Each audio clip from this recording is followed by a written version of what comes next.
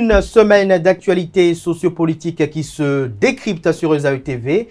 Chers amis internautes, bonjour, bon réveil, bienvenue sur Info Hebdo de ce samedi pour lequel j'ai convié en plateau François-Xavier Noumon. Il est analyste politique et sera face à un autre analyste politique, chroniqueur politique, Moïse Dossoumo. Il est le directeur de publication du quotidien Fraternité. Avec eux, nous ferons de façon sommaire quelques commentaires sur l'actualité de cette semaine, notamment le code électoral, la présidentielle au Sénégal et la modification constitutionnelle qui est intervenue au Togo.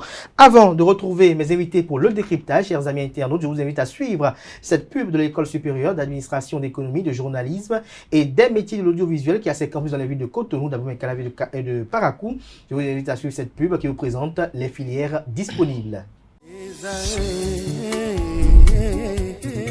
L'École supérieure d'administration, d'économie, de journalisme et des métiers de l'audiovisuel ESAE offre de nouveaux challenges pour l'année universitaire 2023-2024. Étudiantes et étudiants, parents d'élèves nouveaux bacheliers, ESAE, c'est la garantie d'une formation de qualité à des conditions très avantageuses. À Gbedjromede, à Papa, à Abomey-Calavi et Parakou, inscrivez-vous en administration générale, administration du travail et de la sécurité sociale, trésor et finances publiques, impôts, diplomatie et relations internationales, journalisme et métiers de l'audiovisuel, gestion des marchés publics, planification et développement local, sciences économiques, sciences juridiques et toutes les filières des sciences de gestion. ESAE vous offre des bourses, demi-bourses et de réductions pour les premières inscriptions dans toutes ces filières. Waouh! En licence 1, 2 et 3 et en master, bénéficiez jusqu'à 50% de réduction sur tous nos sites. N'est-ce pas génial? Infoline. ESAE Gbedjromede, 3e rue à droite en quittant le carrefour Le Jador pour la BIBE Jéricho ou au plus 229 90 93 65 21 98 98 14 00 à Kpakpa au plus 229 52 88 33 33 à Abomey-Calavi au plus 229 52 88 44 44 Parakou au plus 229 52 46 12 12.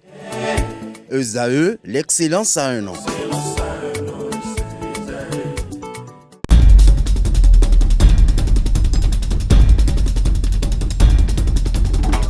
Le décryptage du jour, comme je l'annonçais à l'entame de cette émission, Moïse Dossoumo, bonjour. Bonjour Kader, bonjour chers amis téléspectateurs. Merci d'être à nos côtés. François-Xavier Noumon, bonjour. Bonjour Moïse. Merci d'avoir accepté l'invitation. Alors, Moïse Dossoumo, le code électoral, on peut dire désormais, il a été modifié et donc pensons aux élections générales de 2006. Oui, tout simplement. Je pense que le vin est tiré, il faut le boire. C'est vrai que c'est un texte de loi qui a suscité beaucoup de remous, beaucoup de politique, beaucoup d'interprétations, ça et là. Mais les institutions ont tranché, donc il faut l'appliquer. Et après, s'il y a encore des choses à dire sur ça, on le dira. S'il n'y a rien à dire, eh bien, on va le constater. Mais les acteurs politiques du Parti politique des démocrates estiment que ce code électoral est exclusif. Ils sont dans leur droit de penser ça. Ils ont certainement des raisons de le penser. Mais comme je l'ai dit, c'est déjà fait. Le vin est tiré, il faut le boire. Donc, il faut le boire, même s'il est amer. S'ils ont les moyens de faire changer la donne pour que ce soit comme ils veulent, qu'ils le fassent. S'ils n'ont pas les moyens, ben, mais est-ce que le chroniqueur politique ne voit pas quelques dispositions qui sont de nature à créer des tensions à l'avenir? À l'application, on va constater s'il y a attention. À l'applicabilité, on va essayer de voir. François-Xavier Noumon, vous, par rapport à ce code électoral, s'agit-il d'une avancée ou d'un regret? J'ai abandonné dans le même sens que Moïse Dossoumo. Ce n'est que pour apprécier, ce n'est qu'à l'épreuve des faits qu'on verra si ça nous aura avancé à quelque chose aussi. Voilà, ça engendrera des problèmes. Le regret, je ne pense pas, ce sont des expérimentations. Je pense que ce sont des aspirations de la majorité qui ont présidé à l'élaboration de ce code. C'est vrai que ce code comporte des dispositions inédites.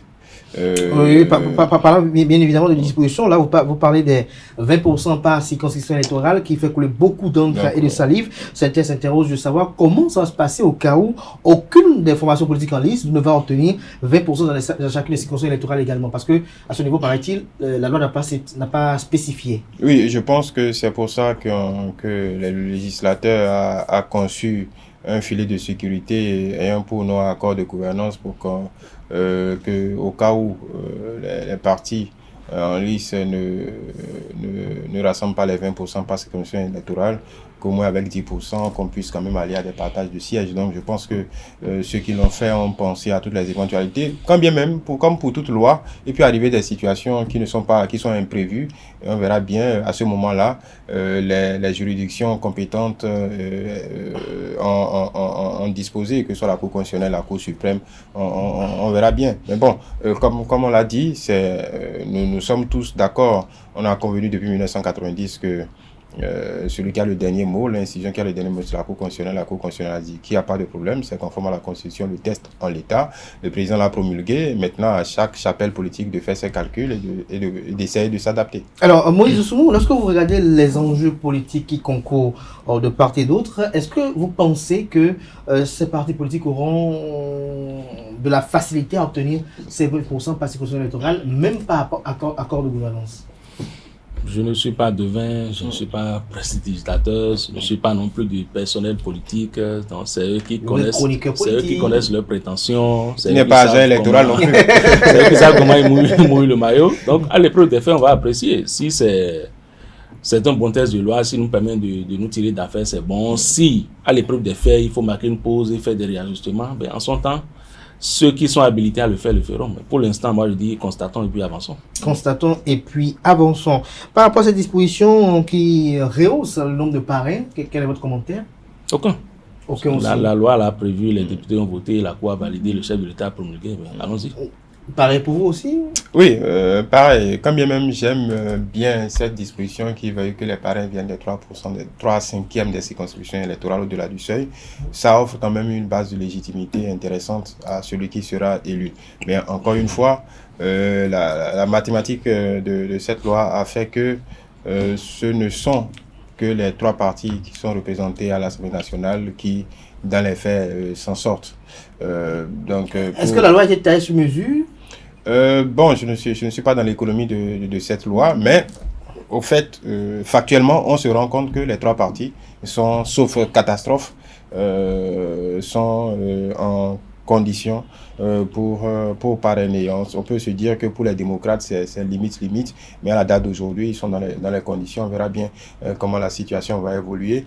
L'idée principe qui sort de ce côté électoral, à mon avis, c'est que tout est fait visiblement pour que ne régente en termes d'élus et l'animation de la vie politique que peut-être 3 ou 4 partis tout au plus. Je pense que c'est sûr à quoi on va tout droit et peut-être forcer la main aux partis à la marge qui résistent encore et qui veulent évoluer, parce que là, à 10%, ils ne s'en sortaient pas, là, à 20%, quand bien même le terrain est ce qu'il est, je ne vois pas de miracle particulier pour ces partis. Donc, peut-être que ce code va forcer ces partis-là à se fondre dans d'autres et constituer des blocs. Donc, on va peut-être vers une comment je vais dire, encore plus de regroupement et donc encore plus une consolidation, que ces 3 partis qui sont à l'Assemblée nationale puissent continuer par animer la vie politique, quand bien même on n'est pas à l'abri d'un chamboulement. Je reviens pas avec une question spécifique. Moïse Doussoumou, les défenseurs de cette réforme liée au code électoral disent que tout ce qui a été fait, toutes les dispositions qui sont incluses, sont de nature à renforcer le système partisan. C'est eux qui le disent, ils ont donné les arguments. Voilà, comme je l'ai dit, je n'ai pas apprécié plus qu'il n'en faut. Vous savez, c'est une loi qui a vocation à s'appliquer dans un contexte très précis d'élections générales, 3 élections à la fois. Oui. Et vous savez que les élections, c'est souvent des périodes de turbulence, de contestation et tout le reste. Donc, s'ils estiment qu'ils ont pris toutes les précautions possibles pour que tout se passe au mieux, et qu'il appartient au personnel politique de mouiller le maillot davantage. Est-ce que l'analyste voit toutes les précautions prises? Non, je ne dirais pas que, encore qu'on ne peut pas être sûr à 100% d'avoir pris toutes les précautions. Oui. Mais je dis à l'épreuve des faits, on va constater. Nous ne sommes pas à nos premières élections. Nous sommes plus ou moins habitués à ce genre de consultation électorale. Même s'il faut avouer qu'au fil des années, les règles changent progressivement. Ce sera expérimenté et on verra ce que ça va donner et on appréciera. On appréciera en temps opportun. Tout à l'heure, vous avez parlé de chamboulement. Est-ce que vous pensez que tout ce qui est fait, la réforme du système partisan, quand même, il y a eu beaucoup de choses, beaucoup de faits qui sont... gros sacrifices qui ont été consentis au nom de cette réforme-là. Est-ce que vous pensez que cette réforme va traverser le temps? Est-ce qu'elle suivra après 2026? Je pense que la réforme suivra après 2026. Est-ce qu'on pense que les acteurs politiques sont dans un sentiment d'inconfort? Déjà, inconfort, s'ils expriment de l'inconfort, ils auront fait, ils ne peuvent que s'en prendre à eux-mêmes. Ils ont fait le choix d'aller à ces grands regroupements. Encore une fois, vous voyez bien qu'il y a des partis. Ils ont fait le choix ou ils ont été contraints de s'y rendre? Les faits sont têtus. La preuve est là que à la date d'aujourd'hui, il y a plein d'autres partis qui sont à la marge et qui sont détenus par des personnalités politiques bien identifiées, hein, donc ils n'ont pas voulu aller au regroupement. Donc évidemment, c'est une question de choix. Vous demandez à Renaissance nationale, Moël Bénin, bon, même si Moël Bénin est venu dans un autre contexte, restaurer l'espoir, ces partis-là manifestement ont fait le choix d'aller solo, un peu comme avant. Donc moi je pense fondamentalement que on a franchi des étapes. Ce qui restera, le code électoral en l'état a été voté pour qu'on en fasse l'expérimentation en 2026. Donc, je ne pense pas qu'entre 2026 et 2031, sauf catastrophe, quelque chose peut se passer. Ce qui subsistera de toute façon. Je ne vois pas le personnel politique en l'état, surtout ceux qui ont des élus. Revenir à on peut discuter des 20%, des 10%, mais revenir à une situation, oui, revenir à une situation antérieure, parce qu'ils y sont déjà. Ils vont pas, pour faire plaisir aux autres, rechambouler les cartes pour permettre une ouverture, même si le professent maintenant, parce que apparemment, quand vous écoutez les démocrates, ils s'inquiètent aussi pour eux, mais ils ne s'inquiètent pas principalement pour eux. Ils trouvent l'exclusion dont on parle, ce n'est plus pour eux, mais pour les partis qui sont à la marge, donc ils se trouvent en bon défenseur de ces autres partis. Mais je ne vois pas fondamentalement ces partis lâcher du lest et abandonner les positions qu'ils tiennent aujourd'hui. Donc, peu ou prou, je pense que les grands axes de cette réforme vont subsister. Maintenant, c'est au jeu de la majorité. Peut-être qu'une nouvelle majorité trouvera qu'il faut amender tel autre pan de l'architecture du moment, mais je ne vois pas les acteurs politiques dans un futur proche tout renvoyer à la poubelle. De toute façon, Moïse Dosunmu, la plupart des autres partis politiques qui ne sont pas représentés au Parlement plaident pour que le seuil d'accessibilité ou d'éligibilité au partage du siège soit revu à la baisse, peut-être à 5%. On a vu des partis politiques qui ont plaidé pour cela, tel que aussi, également le parti politique Les Démocrates également. S'ils ont les moyens de se faire entendre, comme je l'ai dit tantôt, pour avoir gain de cause, qu'ils le fassent. S'ils n'ont pas les moyens, qu'ils aillent tranquillement sur le terrain, mouiller le maillot, et on verra à vous des résultats, s'ils n'ont eu que les 5% auxquels ils prétendent, et si en son temps... Donc vous estimez qu'il y en a qui ne peuvent pas en donner 5%? On a quand même vu lors des dernières élections des partis qui se disaient forts, je ne pourrais pas citer de nom pour ne pas faire de mauvaise publicité, qui estimaient qu'ils étaient très représentatifs. Mais quand on a vu les résultats, c'était juste une portion congrue. Est-ce que ça va se répéter? Est-ce qu'ils vont s'améliorer? Est-ce qu'ils auront l'intelligence de fusionner avant ça? On attend de voir. On attend de voir. Wait and see. De toute façon, wait and see.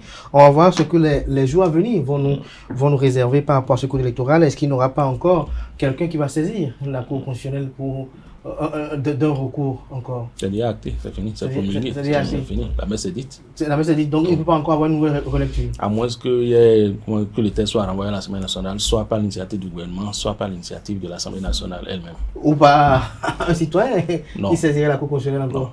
Même si un citoyen saisit la Cour constitutionnelle en l'état, puisque la loi a déjà été promulguée, bon, après, la Cour constitutionnelle peut tout dans notre pays, mais bon, je vois mal, je nous vois mal revenir à une situation. Je pense que la loi est d'ores et déjà en application. Juste une précision pour les 5% dont les démocrates, je pense qu'il ne faut pas confondre. Dans la proposition des démocrates, justement, les 5%, c'était pour le taux de représentativité par commune, par circonscription électorale, parce qu'ils considèrent que, au vu de ce qu'on a vu pour les communales, parfois on pouvait voter pour un parti. On a vu le cas à Porte-Novo. Du Parti démocratique, du PRD. Voilà, et que les populations se retrouvent avec un maire pour qui ils n'ont pas voté pour les élections locales. Et d'ailleurs, la majorité a beau, je le dis, évidemment que c'est à la lumière de cette proposition des démocrates qui se sont dit, bon, écoutez, les démocrates ont proposé 5% par commune, et élevons ça à 20% par circonscription électorale. C'est beaucoup plus simple. Et ils se font beaucoup de jeux. Oui, ils se font beaucoup de jeux, mais après, vous voyez, je pense que c'est un défi pour la majorité elle-même. Je pense que rien n'est gagné d'avance. Là, en 2026, je pense que les cartes seront rebattues et personne n'est donné gagnant d'avance. Moïse, souvent un commentaire pour conclure ce sujet. Attendons 2026 et puis on appréciera. Attendons 2026 et puis on Si appréciera. Dieu le veut. Si Dieu le veut. Voilà. Alors, la présidentielle au Sénégal, on serait plus bavard à ce niveau, j'espère. Parce qu'on a encore l'impression que sur le code électoral, vous n'avez pas voulu dire grand chose. Non, je ne sais pas si, enfin, les gagnants, parce que c'est un duo qui a gagné, je ne sais pas si eux-mêmes mesurent un peu l'ampleur de ce qu'ils ont réalisé. Mais d'entre le jeu, quels sont les enseignements qu'on peut tirer de l'élection de Diomaye Faye? C'est là où je voulais en venir, parce que il a fallu beaucoup d'audace. Vous voyez, quand vous voyez même leurs âges, 44 ans, 49 ans, c'est un duo qui a tenu 3 années durant. 3 années de galère, 3 années de braise, face à un pouvoir qui était prêt à tout. Et qui a vraiment prouvé qu'il était prêt à tout, qui n'a pas hésité à les broyer. Mais ils ont eu l'intelligence, sachant bien à qui ils ont affaire, à quel genre de pouvoir ils ont affaire, de s'assurer d'avoir des soutiens. Quand bien même ils étaient condamnés au silence, leur soutien relaie leur combat, de sorte qu'à la fin, ils ont eu gain de cause. Ils n'ont pas agi comme certains politiciens, comme certaines personnes qui n'ont qu'eux-mêmes en réalité, qui n'ont personne derrière elles, qui estiment qu'ils ont le peuple avec eux, mais qui au fond du compte se rendent compte qu'ils ne sont que tout seuls. Eux au moins ils ont mis de la stratégie, c'est-à-dire ils ont pris le temps de s'asseoir, de mesurer le rapport de force et de voir quoi faire si telle chose se passe mal, il y a ceci qu'on met en œuvre, si ça, ainsi de suite. C'est toute une stratégie qui a été mise en œuvre et qui a contraint le pouvoir qui était hyper puissant à céder à la dernière minute. Donc je dis que c'est beaucoup d'audace, beaucoup de réflexion, d'anticipation, de stratégie qui ont mené. Et le soubassement de tout ça, bien entendu, c'est la conviction. Parce que avant même leur entrée en politique, c'était juste des fonctionnaires qui n'étaient pas bardés de diplômes, qui n'avaient pas de grands postes, mais qui ont montré des actes d'audace à leur poste, qui ont payé le prix fort pour ça. Et malgré ça, ça n'a pas entamé leur détermination, ils ont tenu bon. Et voilà le PASTEF que le pouvoir dissout et qui revient plus fort maintenant, c'était un parti minuscule au Sénégal. Ce n'était même pas Sonko qui a créé le PASTEF. C'était un parti minuscule qui n'existait presque pas, qui n'avait presque pas de militants. Mais ils ont adhéré à ce parti, ils ont pris les rênes et ils ont pris maintenant un instrument de conquête et maintenant de gestion du pouvoir. C'est assez fort pour moi. Et en voyant leurs âges, en voyant leur parcours, la détermination, le courage, tout ce dont ils ont fait montre, c'est toute une école. Maintenant, il reste maintenant que la gestion du pouvoir, l'exercice du pouvoir ne les écarte pas de leurs idéaux. De leurs idéaux. Quelle est la question? La question, c'est toujours par rapport aux enseignements que l'on peut tirer de l'élection de Diomaye Faye. Oui, la première réaction pour moi, le premier enseignement, ça va être du côté de Macky Sall. Je pense que parfois l'usure du pouvoir fait perdre un peu, je ne dirais pas la tête, mais l'essentiel. C'est vrai qu'il y a eu beaucoup de soubresauts en termes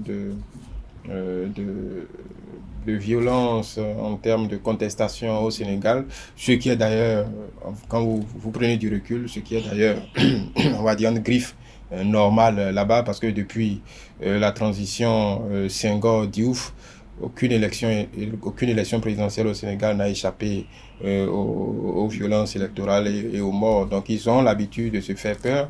L'expression de la contestation là-bas est d'ailleurs assez violente. Ce qui me fait dire en parenthèse que ce qui guette ce pouvoir, c'est les méthodes que eux-mêmes de contestation que eux-mêmes ont installées dans le rapport de force dont parlait Moïse, que ça ne leur retourne pas à la figure quand ça va mal se passer.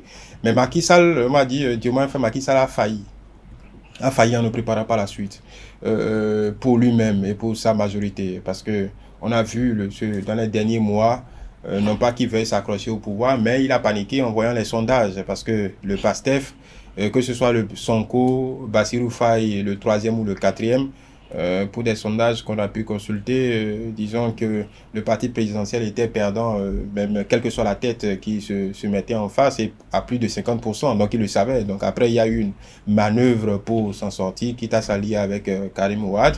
Le Conseil constitutionnel a mis le haut là. Il a eu la sagesse de reculer, de négocier, parce qu'il ne faut pas oublier, il y a des connexions entre tous ces mouvements. Ils ont gagné contre leur patron. Amadou Ba a été le directeur des impôts, a été leur professeur, a été le professeur de Bassirou Faye. Donc c'est des gens qui se connaissent. Et donc, pour ceux qui pensent à passation de pouvoir, hostile, il n'en serait rien, puis ce sont des gens qui se connaissent très bien, qui savent faire la part des choses. Donc, je pense, comme il a dit, c'est la victoire de la ténacité. La victoire de la ténacité, de la force de conviction. Bassirou Faye le disait encore récemment, le programme du PASTEF a été écrit en prison. Il a dit, c'est lui qui a été la cheville ouvrière du programme du PASTEF. Il disait qu'il avait des restrictions, sinon le programme serait un peu plus étoffé. Ils ont écrit le programme malgré tout. Sonko a eu le réflexe de choisir un plan B, même si au départ le bureau politique du parti était contre, parce qu'il redoutait la réponse du terrain, mais il a eu raison aujourd'hui politiquement d'avoir misé très vite sur Bassirou Faye et donc d'en faire depuis Serge Joul son suppléant. Moi, j'aime pas quand les gens parlent aujourd'hui de plan B, plan B, plan B. Non, il était aussi préparé que Ousmane Sonko, parce que Ousmane Sonko n'a jamais occupé de fauteuil ministériel, donc dans l'absolu, il n'est pas plus préparé que lui pour assumer les fonctions présidentielles. Mais comme il dit, c'est un bel exemple d'un travail collectif, d'un travail d'ensemble, une force de conviction. En réalité, ils sont vainqueurs d'un référendum contre Macky Sall. C'était pas une élection, c'était un référendum. Quand vous voyez les résultats, les deux ont capté 90% des résultats. Les vieux Idrissa Seck, Khalifa Sall ont eu à peine 0, et quelques 1%. C'est un référendum comme Macky Sall. Exactement, François-Xavier Loumont, Moïse Dossoumo, je m'en vais vous poser la question de savoir. C'était véritablement un référendum contre Macky Sall. Oui, exactement. Et c'est même Macky Sall même qui a été le directeur de campagne sans le savoir. Donc il a failli. À force de les persécuter, à force de les mettre des bâtons dans les roues, il a fait une publicité gratuite. Il a ouvert le boulevard du Palais de la République. Et le drame, c'est que Macky Sall s'en sort plus ou moins indemne. Lui, il a la latitude de quitter le pays. Dès la passation de service, il ne veut même pas traîner. Lui seul sait pourquoi il fuit le pays avec sa famille et tout. Mais tous ceux avec qui il a comploté contre ces deux-là restent au pays. Les magistrats qu'il a plus ou moins infantilisés, l'armée, la police, tous ceux qui ont fait plus ou moins des coups bas contre ces deux-là restent dans le pays avec leur position de fonctionnaire de commis de l'État. Vous craignez des représailles? Non, pas que je crains des représailles, loin de là. Mais il faut souvent relativiser justement les consignes que nous recevons. C'est comme disent les Ivoiriens, quand on t'envoie, il faut savoir t'envoyer. Le principal commanditaire en griffe, lui, s'en sort plus ou moins indemne. Et puis bon, la belle vie se poursuit pour lui, même s'il ne sera plus forcément à plein temps dans son pays. Mais les autres, comment est-ce qu'on va les regarder? Comment est-ce qu'ils seront traités? Quelle sera la suite de leur carrière? Est-ce qu'on peut leur faire confiance à nouveau? C'est là la grosse interrogation. C'est la grosse interrogation. Alors, à ce niveau-là, est-ce qu'on doit craindre des représailles aujourd'hui? Non, moi, je ne pense pas. Peut-être que les seuls qui peuvent... parce que le Sénégal a une autre culture quand même. Les seuls qui peuvent craindre d'être touchés dans cette... dans cette configuration, ça peut être les magistrats, de bouger. Pour les forces de sécurité et de défense, écoutez, même quand c'était chaud à la place de Sonko, est-ce que c'était une garantie pour lui, par exemple, que il y a cette vidéo qui est assez virale sur la toile, on le voit dire à des policiers, demain on se reverra. Oui, on se reverra, mais il le dit, mais en position de pouvoir, c'est pas la même chose. Est-ce qu'il aurait voulu, par exemple, parce que eux aussi ne sont pas à l'abri de contestations, les contestations ont divers degrés. Est-ce que c'est vraiment rassurant dans cette position-là, c'est rassurant que les forces de défense et de sécurité qui n'agissent que sur l'ordre direct d'autorité judiciaire, donc ils ne font que ce qu'on leur demande de faire et qu'ils appliquent la loi, soit se dérobent à la loi. Ça veut dire que si ça se passe pendant qu'ils sont victimes, ça peut se passer quand ils sont là aussi. Donc je pense que c'est vrai, il y a une retenue à avoir, mais dans le feu de l'action, je pense que beaucoup de choses peuvent arriver. Donc je pense que ce sont les magistrats, parce que ce sont eux qui donnent les ordres, ce sont eux qui disent allez intercepter cette personne, allez faire ci, selon qui font des mandatements. Donc je pense que ça peut se passer encore qu'au Sénégal. On l'a vu par le passé entre Abdoulaye Wade et Macky Sall, des généraux ont été maintenus, le GIGN qui assure dès le soir assure la sécurité. La plupart, ils ont une culture assez démocratique. Encore, faut pas oublier qu'il y a beaucoup de passerelles entre ces gens, entre les chefs religieux, entre beaucoup de gens. Peut-être qu'il y a quelques menus frétins qui seront victimes de dommages collatéraux, de déplacements, de perte de position, mais ça va se régénérer parce que c'est la même force, ce sont les mêmes composantes. Moi, je m'inquiète pour eux pour autre chose, pour la gestion du pouvoir. Le tandem, justement, j'allais arriver là, je reviens vers vous. Avant d'aller sur ce plan, oui. Les forces de l'ordre ou bien les forces armées n'exécutent pas toujours la loi. Les instructions qu'on leur donne ne sont pas toujours légales. il y a des instructions, elles-mêmes savent que ça c'est purement illégal, mais pourtant elles exécutent avec tout le zèle possible. C'est la hiérarchie. C'est là il faut relativiser un peu, non pas refuser d'exécuter les instructions, mais le savoir le faire dans la forme, de sorte que quel que soit le cas de vécu demain, qu'on puisse rester digne. J'oublie souvent son nom. Vous savez, celui qui a géré la première audition d'Ousmane Sonko dans l'affaire Adissa, qui a signé le procès verbal. Quand on lui a demandé de se dédier complètement, il a refusé. Il a subi. On l'a enlevé de son poste et tout. Celui-là aurait pu continuer les yeux fermés à suivre les instructions. C'est de ça que je parlais. On peut toujours relativiser parce que les instructions, qu'elles viennent du magistrat ou pas, ne sont pas toujours légales. Et on a la latitude, quand on les reçoit, de faire la part des choses avant de passer à l'action. Oui, même encore là, entre un fonctionnaire, même de la police, qui signe un procès verbal et ceux qui sont sur le terrain, le problème c'est que c'est un difficile jeu. Il y a les convictions personnelles, il y a la lucidité des individus. Mais seulement que, ce faisant, on ouvre une boîte de Pandore. Ça veut dire que quand vous dirigez, ça veut dire que vous laissez à une bonne composante qui, eux, n'ont pas la latitude, en réalité, quand on voit comment nos tests sont constitués, n'ont pas la latitude de choisir pour autant, sauf dans des conditions extrêmes. Donc, vous leur donnez la latitude d'apprécier comment on appelle, vos dispositions à leur gré.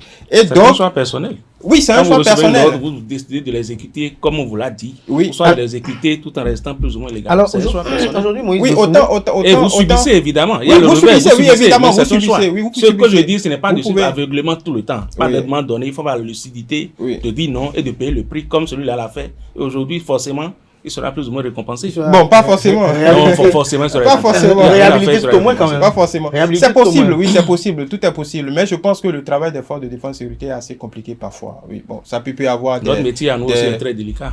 Oui, mais on ne nous avons pas allé arrêter quelqu'un. Oui, mais ce que nous faisons aussi, quand même. Oui, je ne refuse pas, mais on ne nous. Ce n'est pas que les autres qui ont des métiers délicats. Oui, le nôtre aussi est très délicat. Oui, même si on ne va pas arrêter des gens. On n'a pas les mêmes risques. Ce que nous faisons a peut-être plus de portée que ceux qui vont arrêter des gens. Exactement. Oui, mais on ne prend pas les mêmes types de risques. Je ne pense pas que tous les gendarmes qui allaient arrêter à chaque fois Ousmane Sonko, peut-être que parmi eux, il y a de ses supporters. Je ne pense pas que ce soit un métier facile où on y va, on peut voir des parents, on y va à contre-cœur. Je ne pense pas que ce soit un joueur qui le fasse à chaque fois, même sur la séquence dont vous parlez. Je ne pense pas que ça ne se décrète pas. C'est assez compliqué pour ces gens de choses. Mais aujourd'hui, Moïse Dosunmu, l'inquiétude des uns des autres, c'est de savoir est-ce que le tandem Ousmane Sonko, Diomaye Faye va résister à l'épreuve de pouvoir.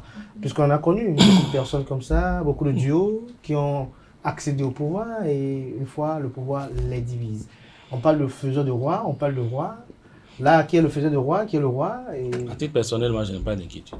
Je n'ai aucune inquiétude par rapport à ça.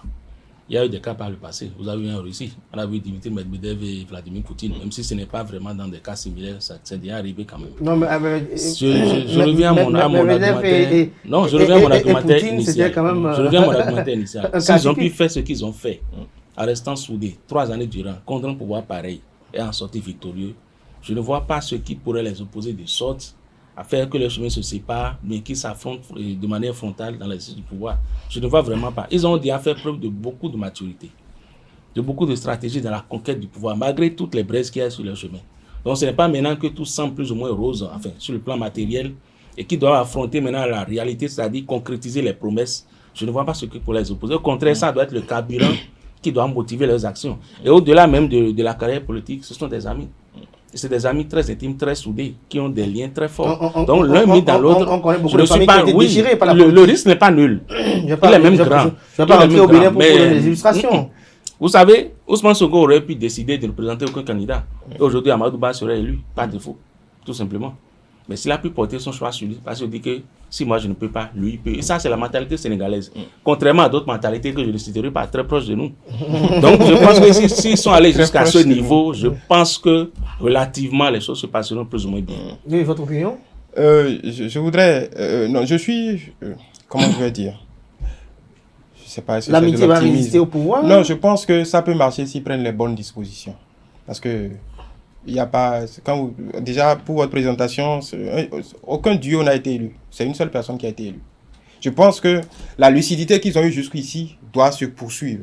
C'est une seule personne qui a été élue. Et le pouvoir, on ne gouverne pas à deux. Nulle part au monde. On ne gouverne pas. Donc le duo va pas suivre. Le duo, moi, tel que je vois les choses, dès le premier jour où les élections ont été faites, ils ont gagné. Moi, je me suis dit, par exemple, par ce qu'ils ont dit, j'ai suivi les derniers jours de campagne où Bassirou Faye disait à Ousmane Sonko sera mon premier ministre. Ce serait la grossière erreur à faire. Parce que là, on est en position de pouvoir.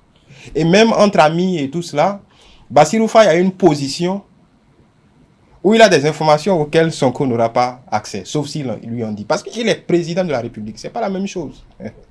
Donc, en réalité, pour se préserver eux-mêmes, ils doivent clairement séparer les rôles. Et je pense que dans le meilleur des cas, que Ousmane Sonko ne se mette pas en position de potentielle confrontation, pas dans l'exercice du pouvoir. L'exemple est très simple. Ces jeunes sont venus on les a connus quand? C'est la dénonciation de Sonko, de ces malversations liées à la découverte du pétrole.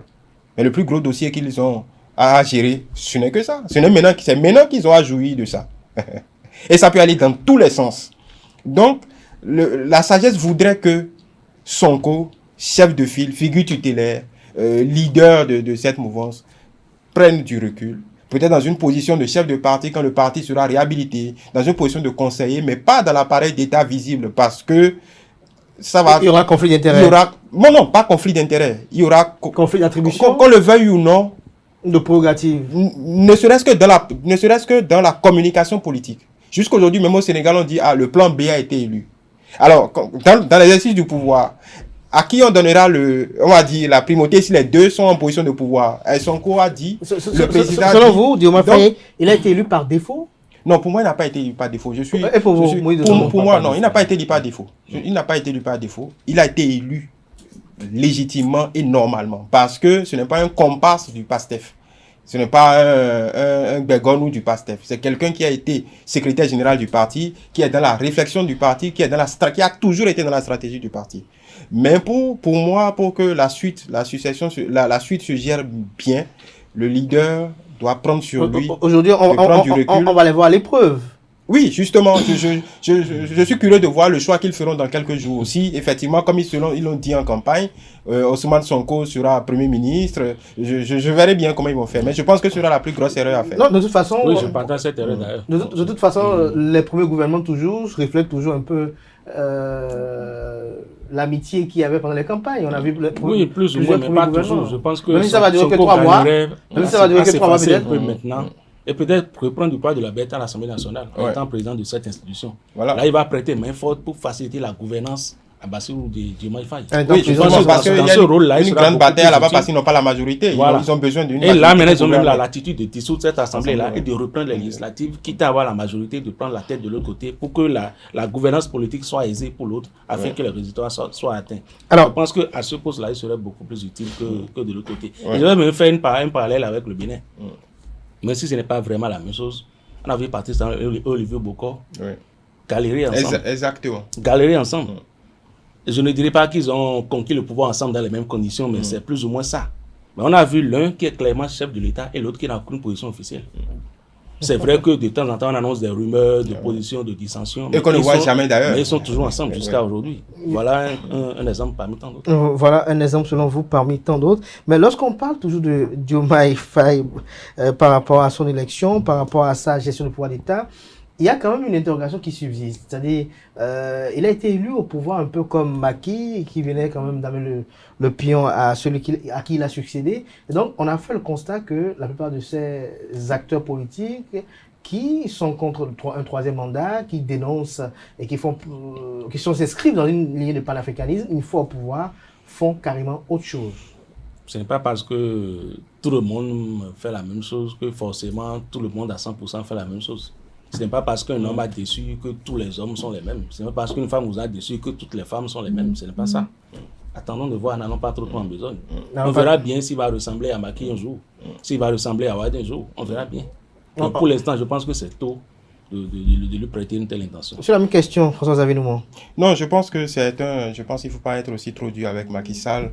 Macky Sall, je pense que ce sont les dernières années qui ont été très très conflictuelles. Macky Sall a transformé le Sénégal. Il faut aller à Dakar pour comprendre. Macky Sall a transformé le Sénégal. Donc, quand il s'en vante, les gens en parlent. Non, effectivement, si on prend les réalisations, le niveau de développement du pays, vous mettez les mandats bout à bout, Macky, il n'y a pas photo. Macky Sall a transformé profondément le Sénégal. Et je pense peut-être que c'est cette réussite, peut-être que c'est ce qui l'a trompé, c'est cette usure du pouvoir. C'est-à-dire qu'il est arrivé à un moment, avec toutes ces transformations, il avait peut-être une vision un peu paternaliste du pays. Oh là là, si je ne suis pas là, qu'est-ce qu'ils vont faire de ce pays, ainsi de suite. C'est ça qui l'a trompé en réalité. Est-ce qu'il tombe pour la plupart du temps nos dirigeants africains? Oui, mais beaucoup n'ont pas son bilan en réalité. C'est vrai qu'aujourd'hui on est dans un contexte où on veut jeter tout ce que Macky Sall a fait. Non, c'est ça c'est la mauvaise gestion politique qui jette le trouble sur le bilan de Macky Sall. Sinon, Macky Sall a transformé profondément le Sénégal, l'a mis pratiquement sous le palier de l'émergence. C'est vrai qu'il aurait souhaité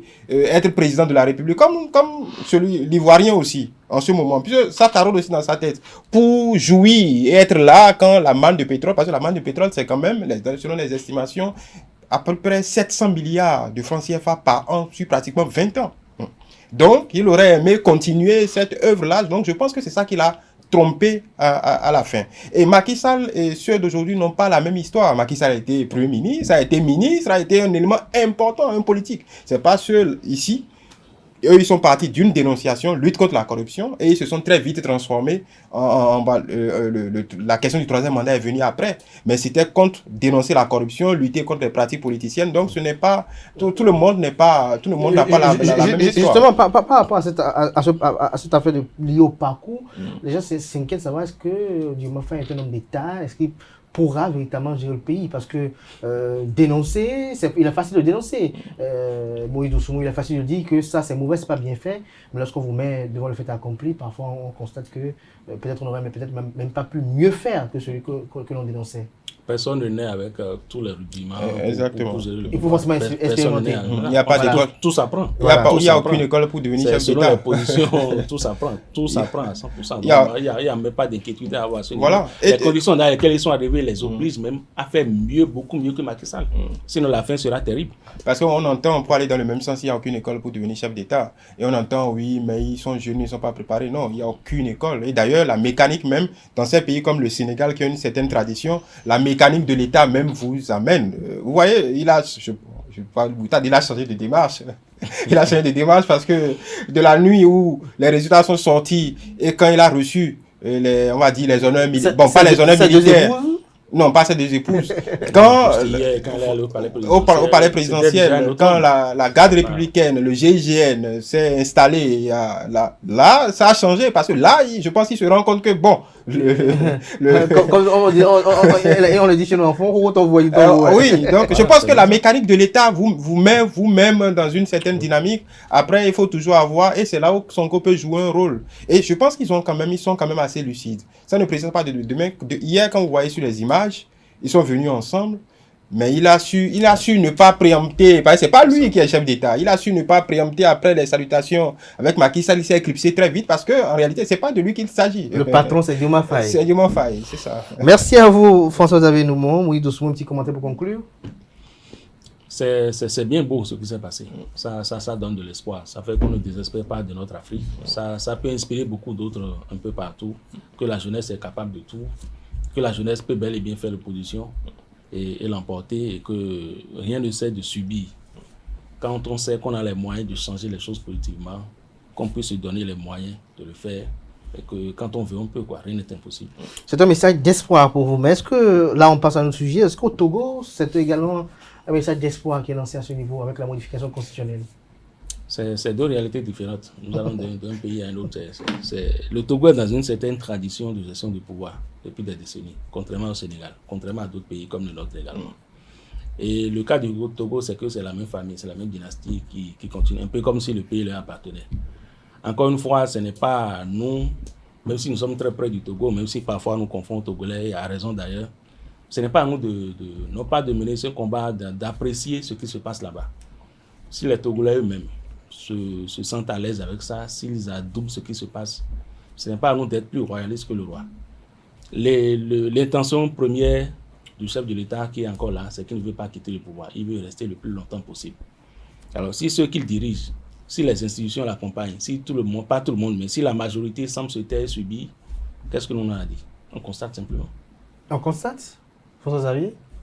Oui, parce qu'on peut faire autre chose. On dénonce.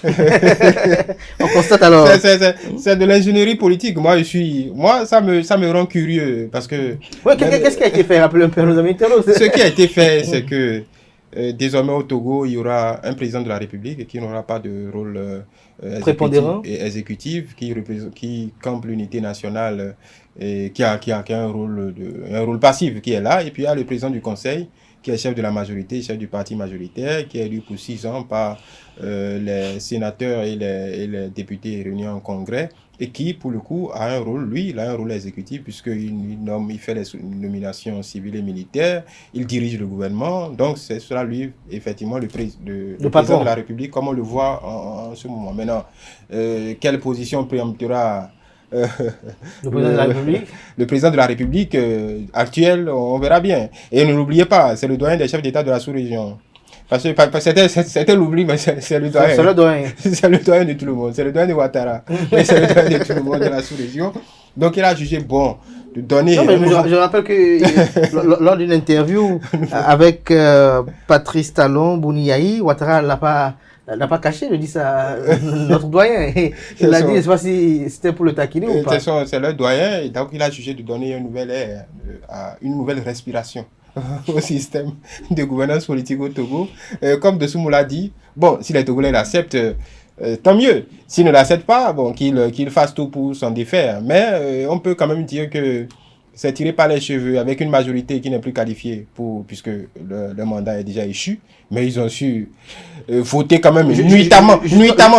Ça nous intéresse ici. Nuitamment, ils ont fait... Justement, pour en parler, dans la période pendant laquelle ce projet a été effectué, exécuté. Voilà. Au Togo, bon, ça, c'est pas un jugement de valeur. Ça a toujours été le fait du prince. Donc, c'est le fait du prince et puis bon, on passe à autre chose. Donc, il n'y a aucune analyse à faire. Ça a toujours été comme ça.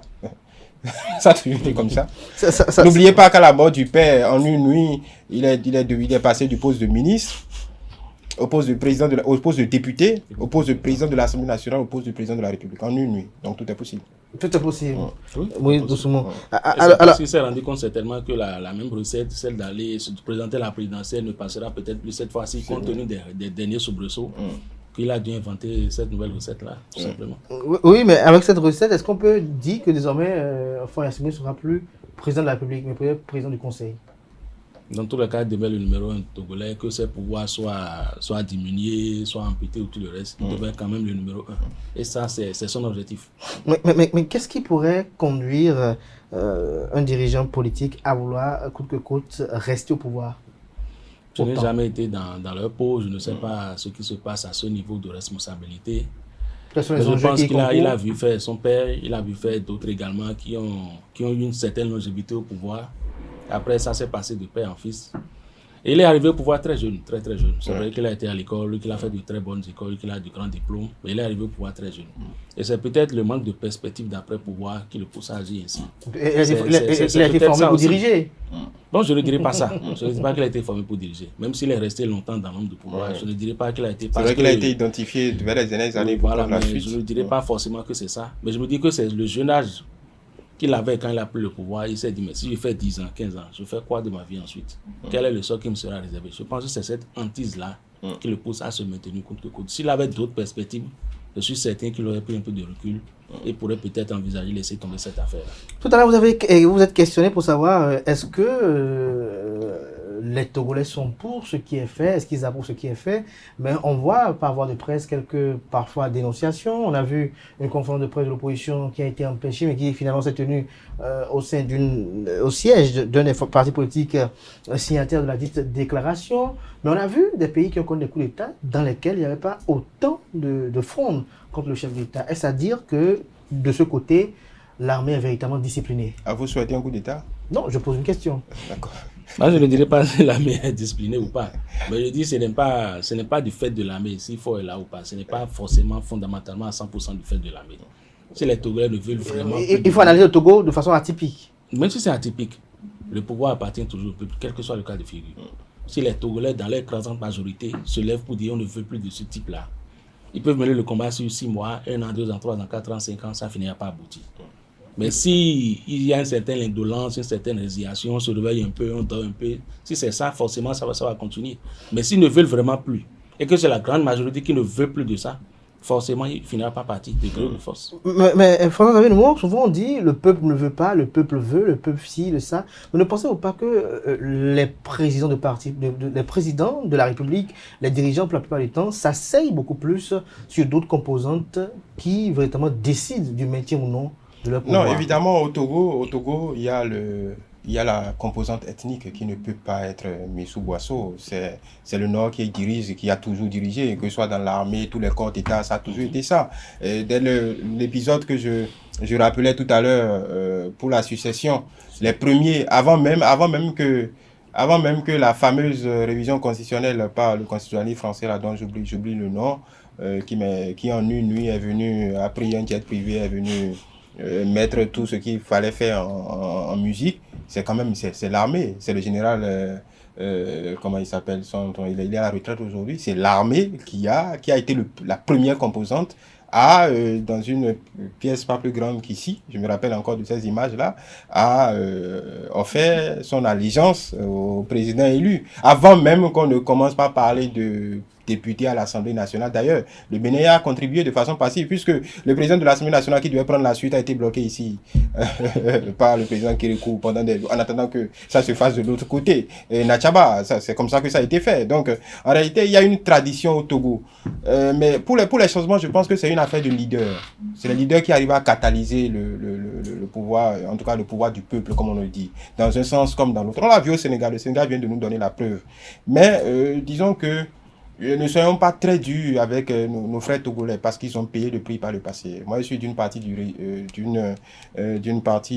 région du pays où on a vu, où nos parents, ma mère m'a raconté, et c'est connu, la lagune de Berre, on a vu des cadavres débouler sur nos côtes ici. Donc le peuple togolais a payé un lourd tribut. Dans les années 90 ici, le massacre de Frio Jardin, beaucoup, on tirait, à un moment on tirait. Donc le peuple togolais a l'habitude, a l'expérience de ces luttes-là. Aujourd'hui, peut-être que c'est un intermède. On verra bien. On a vu l'épisode Tipi Adam, qui est peut-être le seul opposant qui a réussi à s'en tirer quand même. Et ça a été une lutte terrible. Je pense que le pouvoir togolais n'a jamais été confronté à ce qui s'est passé à Sokoré Saint-Zarin, qui est lui est en exil au Ghana. Donc je pense que la mort de Monseigneur Pozro, récemment encore de l'ancien candidat présidentiel. Oui, et ça fragilise encore plus l'opposition parce que je ne vois pas Fabre incarner ce changement, cette lutte. Et n'oubliez pas, contrairement, il le disait tout à l'heure,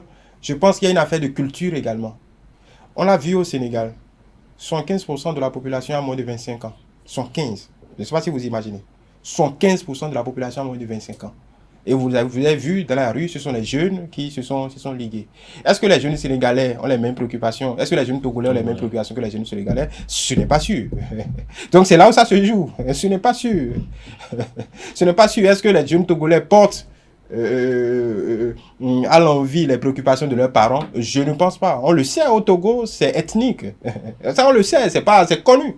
Et d'ailleurs, moi je ne vois pas de véritable changement. Parce qu'il y a une loi, le dernier découpage électoral qui ne date pas de 2 mois, 3 mois, est proprement scandaleux.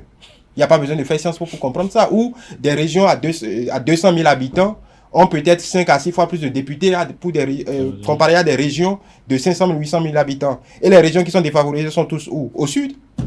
Les autres régions qui ont plus de députés sont au nord, contre toute logique électorale. Mais ça s'est fait. Vous avez entendu Fabre? En toute impunité. Voilà, il a protesté, c'est passé à autre chose. Donc voilà, c'est la situation du Togo.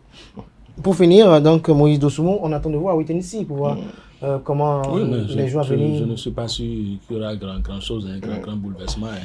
Peut-être quelques petits remous et puis c'est tout. Voilà, et ça je voulais ajouter quelque chose. Peut-être que c'est sans jugement de valeur sur la personne que je vais indiquer. C'est pourquoi je n'ai pas supporté il y a quelques années que quelqu'un vienne du Togo et vienne nous expliquer ici qu'on est la pire démocratie qui puisse exister au monde. Ça c'est juste une parenthèse. Juste une parenthèse. Merci à vous Moïse Dossoumo. Merci à François-Xavier Noumo pour vos différentes analyses. Voilà qui met un terme à Info Hebdo de ce samedi. Merci à tous chacun. On se retrouve, chers amis internautes, demain dimanche pour l'invité avec Guy Dossou Mitokwe.